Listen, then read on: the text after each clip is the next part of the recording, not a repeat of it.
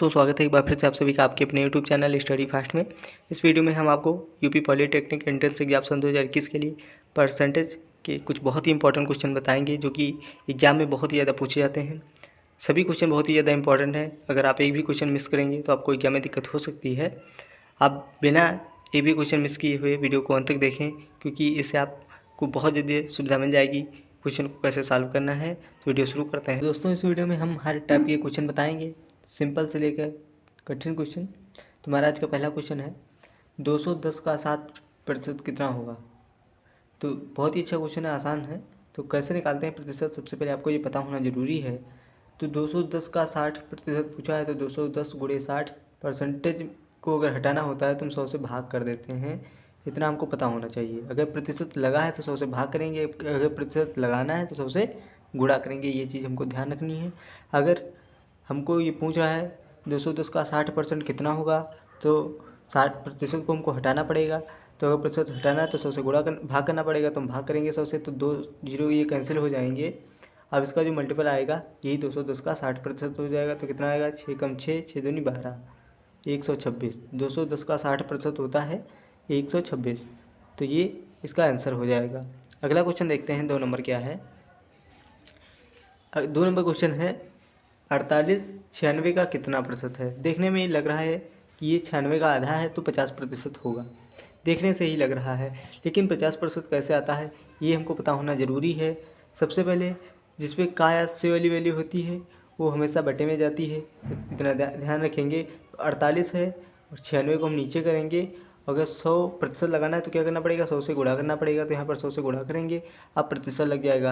अब देखते भाग करते हैं तो 48 एकम 48, 48 दूनी 96, 96 और 2 से ये 50 बार में कैंसिल हो जाएगा। तो ये हमारा आ जाएगा 50%। तो इस प्रकार से हमारा प्रतिशत निकलता है। अगर प्रतिशत लगाना है तो 100 से गुणा करना है, अगर प्रतिशत हटाना है तो 100 से भाग करना है। ये चीज़ हमको ध्यान में रखनी है।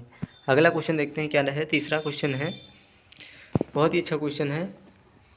किसी संख्या का 12% 48 है तो उस संख्या का 40% कितना होगा। बहुत ही अच्छा क्वेश्चन है। लोग सबसे पहले क्या करते हैं, पहले 12% का पहले 1% निकालेंगे, फिर 40% निकालते हैं। तो हम आपको बहुत ही सिंपल से बताएंगे कि कैसे हम निकाल सकते हैं इस तरीके से। 12% है, ये है 48 के बराबर।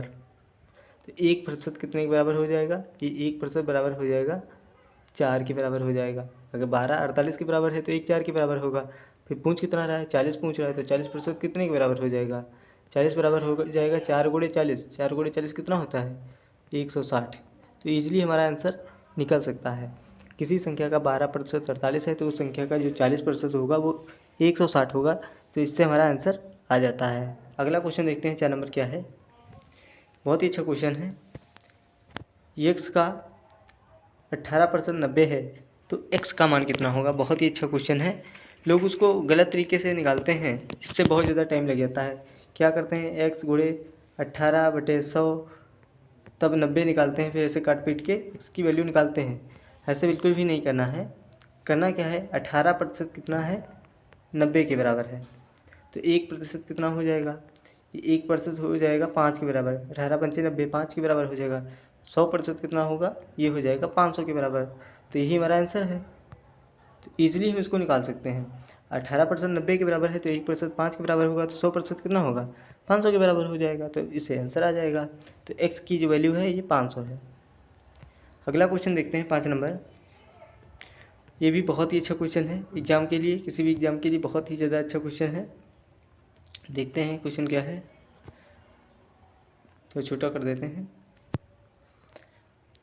किसी परीक्षा में 40% अंक लाना अनिवार्य है। यदि एक विद्यार्थी 35% अंक लाकर 35 अंकों से ही फेल हो जाता है तो विद्यार्थी को कुल कितने अंक मिले हैं। तो बहुत ही अच्छा क्वेश्चन है। ऐसे क्वेश्चन पॉलिटेक्निक एंट्रेंस एग्जाम में बहुत ज़्यादा पूछे जाते हैं। सबसे पहले हम देखते हैं कि अंक लाना 40% अनिवार्य है, ठीक है। अंक लाता कितना है, 35%। तो मतलब हम कह सकते हैं कि वो 5% अंकों से फेल हुआ है। 5% अंकों से फेल हुआ है, ठीक है। तो 5% अंकों से फेल हुआ है। अब देखते हैं, ये क्वेश्चन कह रहा है 35 अंकों से फेल हुआ है। ये यहाँ पर ध्यान दें कि 35 अंकों से फेल हुआ। तो हमने कहा 5% से फेल हुआ, क्वेश्चन कह रहा है 35 अंकों से फेल हुआ, तो चीज़ तो बराबर है, 5% को हम 35 ही तो कहेंगे। अगर 5% 35 है तो 1% कितना हो जाएगा, 1% 7 के बराबर हो जाएगा। अगर 100% की बात करें तो कितना हो जाएगा, 100% हो जाएगा 700 के बराबर। तो ये जो हमारा 700 आया है ये क्या है, ये दरअसल पूर्णांक है। कभी कभी एग्जाम में पूछता है तो परीक्षा का पूर्णांक कितना था, तो पूर्णांक है 700 का। 5% बराबर है 35 के, क्योंकि 5% अंकों से फेल हो रहा है, ये तो हम जानते हैं। क्वेश्चन कह रहा है 35 अंकों से फेल हो रहा है, तो 5% 35 के बराबर, तो 1% 7 के बराबर, तो 100% 700 के बराबर। अब देखते हैं, अब उसको 700 में से कितने अंक मिले हैं, तो क्या कह रहा है 35% अंक लाकर 35 अंकों से फेल हुआ, तो विद्यार्थी को कितने अंक मिले हैं, 35% अंक मिले हैं। तो 700 का हम 35% निकालेंगे, तो कैसे निकलेगा, 700 गुणे 35/100। अब परसेंटेज अगर हटाना है तो 100 से भाग करना पड़ेगा, तो 2 से 2 जीरो ऊपर नीचे कैंसिल हो जाएंगे। 35 गुणे 7 का मल्टीपल कर देंगे तो उतने अंक उसको मिला है, 7 पे 35 हो जाएगा, हासिल 3, 7 रुपये 21, 3 24, 245 अंक उस विद्यार्थी को मिले हैं। तो यही हमारा आंसर हो जाएगा। अगला क्वेश्चन देखते हैं 6 नंबर। ये भी क्वेश्चन बहुत ही अच्छा है, ऐसे क्वेश्चन एग्जाम में बहुत ज़्यादा पूछे जाते हैं। किसी परीक्षा में एक विद्यार्थी को 40% अंक मिले तथा वह 20 अंकों से फेल हुआ। उसी परीक्षा में एक अन्य विद्यार्थी को 50% अंक मिले तथा वह पास होने वाले न्यूनतम अंक से 30 अंक अधिक ले आया। ठीक है, जितना उसका मतलब पूर्णांक था उससे 30 अंक अधिक ले आया पास होके। तो अब देखते हैं ऐसे क्वेश्चन में डिफरेंस मायने रखता है कि डिफरेंस कैसे निकालते हैं। अब देखते हैं इस क्वेश्चन में हम करेंगे क्या। पहला जो मान लेते हैं, एक विद्यार्थी ए है, एक है बी। ए को 40% अंक मिले तो वो 20 अंकों से फेल हो गया, ये क्या हुआ है, ये फेल हुआ है। बी को मिले हैं 50% अंक और वह 30 अंकों से पास हुआ है, 30 अंकों से पास हुआ है। अब अगर ए और बी के बीच में परसेंटेज का डिफरेंस देखा जाए तो कितना है, तो ये डिफरेंस है हमारा 10% का डिफरेंस। एक विद्यार्थी फेल हो रहा है तो एक पास हो रहा है, तो यहाँ पर जो अंकों का डिफरेंस है, अगर एक फेल हो रहा है एक पास हो रहा है तो फिर उनके अंकों का डिफरेंस काफ़ी ज़्यादा बढ़ जाएगा, क्योंकि एक तो फेल हो रहा है एक पास हो रहा है, तो डिफरेंस इसका बढ़ जाएगा। तो अगर हम इसका डिफरेंस देखें तो यहाँ पर अंतर नहीं करेंगे, माइनस नहीं करेंगे, इसको हम ऐड कर देंगे क्योंकि डिफरेंस इसका बढ़ रहा है। तो 20 और 30 कितना हो जाएगा, 50। तो 10% कितने के बराबर है, 10% बराबर है 50 के बराबर है। तो 100% कितने के बराबर हो जाएगा, 100% एक जीरो और लगा देंगे तो ये 500 के बराबर हो जाएगा। तो ये जो 500 आया है यही परीक्षा का पूर्णांक है। आई होप आपको क्वेश्चन अच्छे से समझ में आ गया होगा। अगर आपको कहीं भी क्वेश्चन में दिक्कत आ रही है तो आप कमेंट करके बहुत ही अच्छे से पूछ सकते हैं, इसका रिप्लाई हम ज़रूर करेंगे। 7 नंबर क्वेश्चन देखते हैं क्या है। एक व्यक्ति अपनी आय का 25% शिक्षा पर, शेष का 20% भोजन पर, शेष का 10% किराए पर खर्च करता है, तो उसके पास 21,600 की बचत हो तो उसकी कुल आय कितनी थी। बहुत ही अच्छा क्वेश्चन है। तो ऐसे क्वेश्चन को हम 100 मान के करते हैं क्योंकि परसेंटेज हमेशा 100 पर निकलता है। तो मान लेते हैं व्यक्ति के पास 100 रुपये थे, क्या किया 25% उसने शिक्षा पर खर्च कर दिया। 25% अगर 100 पर निकालेंगे तो हमारा 25 ही रहेगा, खर्च किया है तो माइनस हो जाएगा, तो उसके पास 75 रुपये बचेंगे। इतना चीज़ हमको आसानी से समझ में आ गई होगी। अगर 100 में से 25 खर्च कर देगा तो 75 ही बचेंगे। अब कह रहा है उसका शेष का 20% भोजन पर खर्च करता है, मतलब शेष बचा कितना, 75। 75 का अगर हम 20% निकालेंगे, 75 का 20% निकालेंगे तो कितना आएगा, 75 गुणे 20/100। ये निकालेंगे कितना आएगा, 0 20 एकम 20, 20 पंचे 100, 5 एकम 5, 15 पचे 75, तो 15 माइनस हो जाएगा। 15 माइनस हो जाएगा तो हमारा कितना बचेगा, तो ये बचेगा हमारा 60। अब 60 बचा। अब 60% क्या कह रहा है, 10% किराए पर खर्च कर रहा है, तो 60%, अब इसमें इसका 10% निकालेंगे तो कितना आएगा, ये आएगा 6। जब 6 आएगा तो ये हमारा बचेगा 54। अब 54 बचा है। अब कह रहा है, अब 54 बच रहा है ना, लेकिन ये हमारे परसेंट में इसकी बचत है, लेकिन यहाँ पर कह रहा है 21,600 रुपये बचत है। तो हम कह सकते हैं कि 54% जो है ये 21,600 के बराबर है, 21,600 के बराबर है। अब बात कर लेते हैं, अगर 54% 21,600 के बराबर है तो आगे की बात हम देखते हैं क्या हो जाएगी। 1% निकालेंगे कितने के बराबर है, फिर 100% निकालेंगे कितने के बराबर हो जाएगा। तो 1% की अगर बात करें तो कितना हो जाएगा, ये देखते हैं। तो यहाँ पर चूज़ कर लेते हैं पेन। 54% बराबर है 21,600 के, तो 1% कितने के बराबर हो जाएगा? अगर इसको कैंसिल करेंगे तो ये आएगा हमारा 4 बार। 54 चक्कू 216 होता है, तो 400 आ जाएगा। 1% 400 के बराबर है, तो 100% किसके बराबर हो जाएगा? ये बराबर हो जाएगा 40,000 के बराबर। क्योंकि एक अगर 400 है तो 100 कितना हो जाएगा? 40,000 हो जाएगा।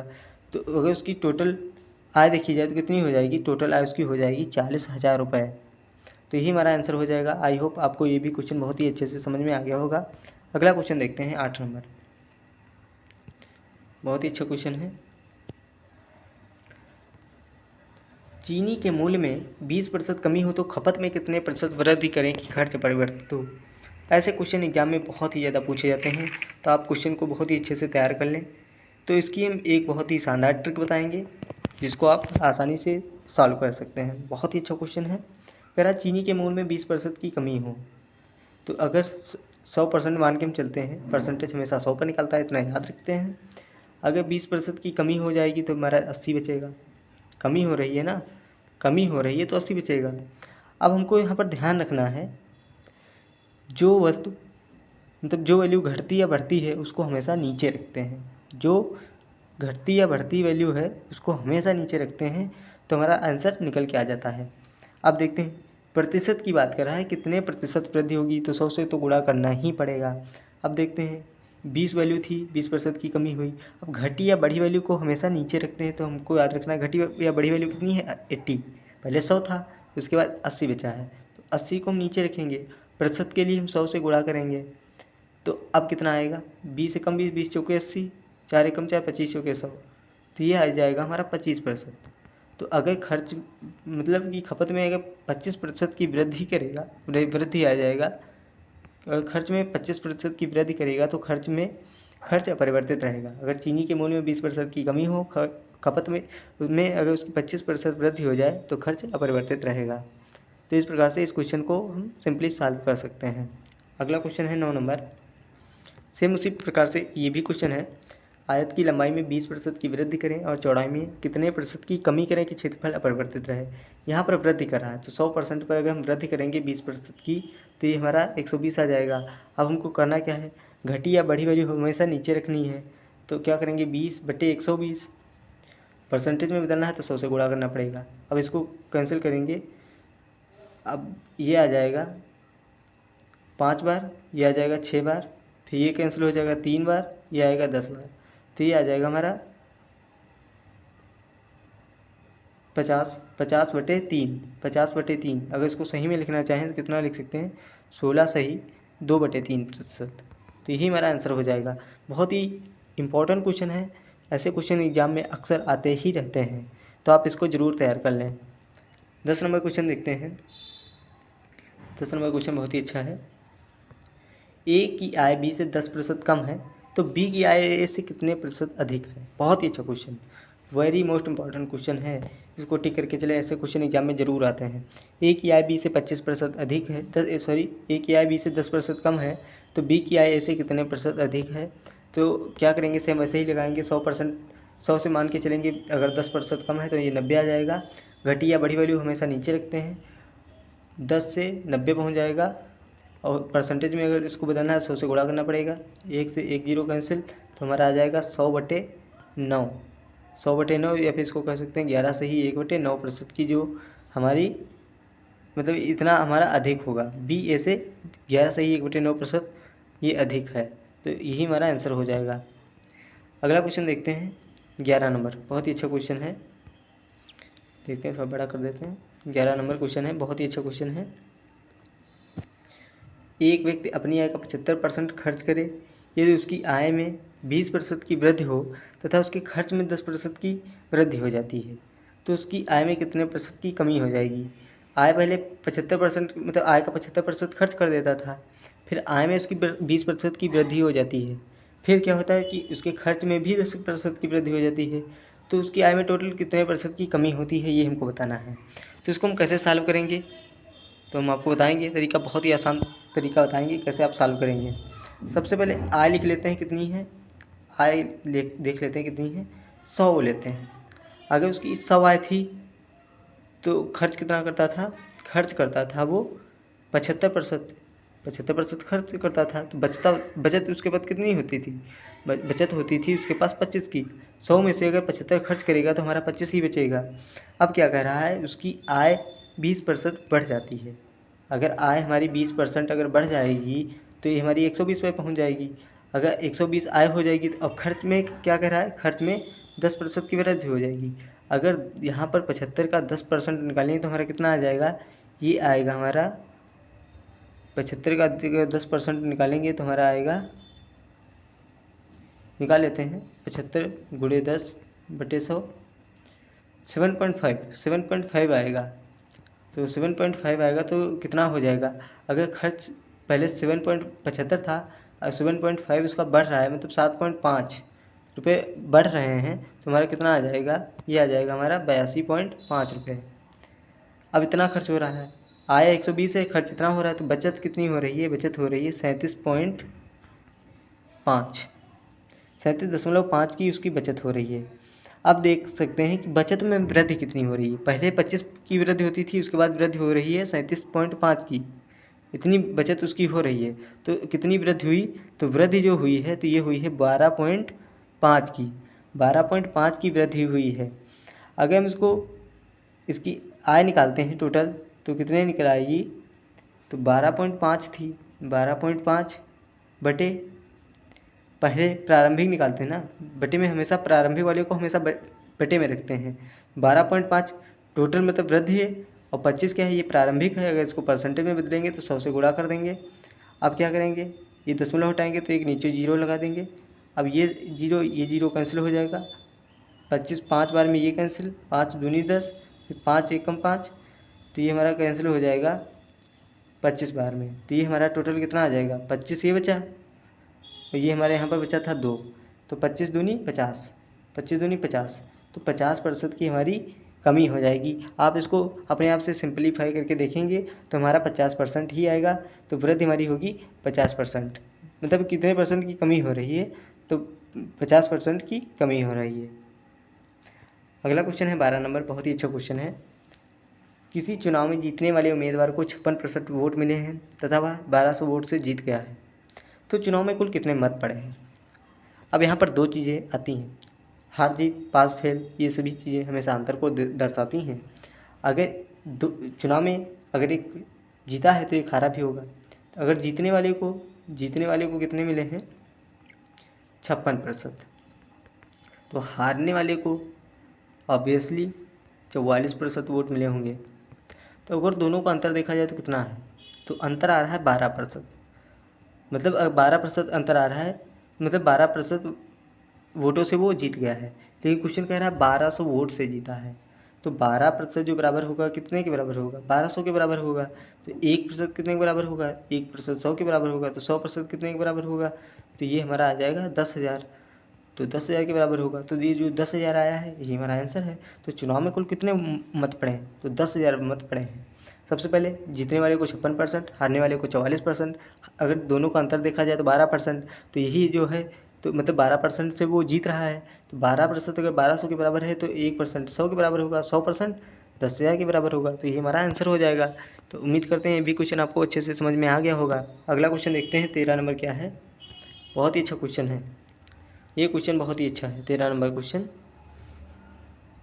एक 1400 लीटर नमक और पानी के मिश्रण में 20% पानी है, तो उसमें और कितने लीटर पानी मिलाया जाए कि पानी की मात्रा 30% हो जाए। बहुत ही अच्छा क्वेश्चन है। सबसे पहले देखते हैं नमक और पानी कितना है। सबसे पहले देखते हैं कि नमक की मात्रा है, पानी की मात्रा है 20%, तो नमक की मात्रा 80% होगी, कि मिश्रण जो होता है हमेशा 100% पे रहेगा ना। अगर 20% पानी है तो नमक की मात्रा ज़्यादा होगी, नमक 80 होगा। फिर क्या कह रहा है कि मतलब कितने लीटर पानी और मिलाया जाए कि इसमें पानी की मात्रा 30% हो जाए। अगर पानी की मात्रा 30% होगी तो नमक की मात्रा कितनी बचेगी, ये बचेगी 70%। अब करना क्या है, ये ट्रिक है, इस ट्रिक को आप याद रखेंगे कि जिसे मिलाएं या फिर घटाएं उसे कभी काम में नहीं लाना है। जिसे हम मिलाते हैं या फिर घटाते हैं उसे काम में नहीं लाना है। तो यहाँ पे पानी को मिलाया है तो पानी से को हम कभी काम में नहीं लाएंगे, तो इसको हम क्रॉस कर देंगे, इसका यूज में नहीं होगा। अब यूज किसका करेंगे, नमक का ही यूज करेंगे। सबसे पहले 80 था, उसके बाद 70 बचा, तो इसको 80/70 कर लेंगे, गुणे में 100 कर लेंगे। 100 नहीं करेंगे, जितना यहाँ पर मिश्रण था उतना करेंगे। 1400 था, 1400 कर लेंगे। तो 1 0 से 1 0 कैंसिल, 7 दूनी 14, तो 20 बार में आ जाएगा। और इसका गुणा करेंगे 20 और 80 का, तो कितना आ जाएगा, तो ये आ जाएगा 1600। पहले मिश्रण था 1400, उसके बाद मिश्रण हो गया 1600। तो अगर इसका अंतर देखते हैं तो कितना अंतर हो जाता है, पहले 1400 था, उसके बाद कितना है 1600, मतलब 200 लीटर वो बढ़ गया। ठीक है, तो ये जो 200 आ रहा है तो यही हमारा आंसर हो जाएगा। मतलब कितने लीटर उसमें पानी और मिलाना होगा, तो 200 लीटर पानी और मिलाना होगा, तब पानी की मात्रा 30% हो जाएगी। तो कितना पानी मिलाना है, 200 लीटर पानी मिलाना है, तब उसकी मात्रा 30% हो जाएगी। तो सबसे पहले क्या करना है, नमक अगर पहले 80 था तो पानी 20 था, फिर पानी को 30% करना है, तो पानी 30 होगा तो नमक 70 बचेगा। तो जिसे मिलाएं या घटाएं उसे काम में नहीं लाना है। तो 80, तो काम में किसे लाना है, नमक वाले को। पहले नमक 80 था, फिर 70 ही बचा, मल्टीपल में ये 1400 जो था इसको लिखेंगे, फिर मतलब इसको सिंप्लीफाई करके जो वैल्यू हमारी आती है तो उसका जो भी डिफरेंस होता है वही हमारा जो मिलाया घटाया गया वैल्यू है वही हमारा आंसर हो जाता है। क्वेश्चन अगर समझ में ना आए तो आप कमेंट करके पूछ सकते हैं। लास्ट क्वेश्चन है, बहुत अच्छे क्वेश्चन है ये भी, तो इसको हम कैसे सॉल्व करेंगे ये हम आपको बताएंगे। बहुत ही अच्छा क्वेश्चन है। दो संख्याएं किसी तीसरी संख्या से 20% तथा 25% अधिक है तो पहली दूसरी का कितना प्रतिशत है। बहुत ही अच्छा क्वेश्चन है। तो पहली, दूसरी और तीसरी 3 संख्याएं हैं। तो क्या कह रहा है कि दो संख्या किसी तीसरी संख्या से 20% अधिक है तथा 25% अधिक है। अगर ये 100 है तो ये अगर 20% है तो ये हमारा कितना आएगा 120। अगर ये उसका 25% है तो हमारा आएगा 125। ये 20% अधिक है तो 120, अगर ये 25% अधिक है तो 125। अगर कम होता है तो उतना घटा देते हैं। अब क्या करना है, कह रहा है जो पहली संख्या है ये दूसरी का कितना प्रतिशत है। का या से वैल्यू हमेशा नीचे आती है। तो अब देखते हैं कैसे सॉल्व होगा। क्या कह रहा है, पहली दूसरी का कितना प्रतिशत है, मतलब दूसरी का कितना प्रतिशत है। पहली वैल्यू की बात कर रहा है तो क्या करेंगे 120/125 गुणे 100। अब इसको कैंसिल करेंगे तो कितना आएगा ये देखते हैं। 5 से डिवाइड करेंगे तो हमारा कितना आएगा, ये आएगा हमारा 25, ये आएगा हमारा 24। 5 से डिवाइड करेंगे तो ये 25, ये 24, 25 कम 25, 25 चक्कू 100, तो 24 गुणे 4 कितना हो जाएगा, 24 गुणे 4 ये 96 है। तो पहली जो है दूसरी का कितना प्रतिशत है, तो ये 96% है। तो यही हमारा आंसर हो जाएगा। ये क्वेश्चन भी बहुत ही ज़्यादा इंपॉर्टेंट है, वेरी मोस्ट इंपॉर्टेंट क्वेश्चन है। ये 14 क्वेश्चन में 1-2 क्वेश्चन जरूर एग्जाम में पूछे जाते हैं, तो सभी क्वेश्चन को आप अच्छे से तैयार कर लें। कोई भी क्वेश्चन में अगर दिक्कत है तो आप कमेंट कर सकते हैं। अगर आज का वीडियो अच्छा लगा हो तो वीडियो को लाइक कर दें और वीडियो को ज़्यादा से ज़्यादा अपने फ्रेंड के पास शेयर करें और चैनल को भी सब्सक्राइब कर दें। मिलते हैं आपसे नेक्स्ट वीडियो में, तब तक के लिए thank you, all the best.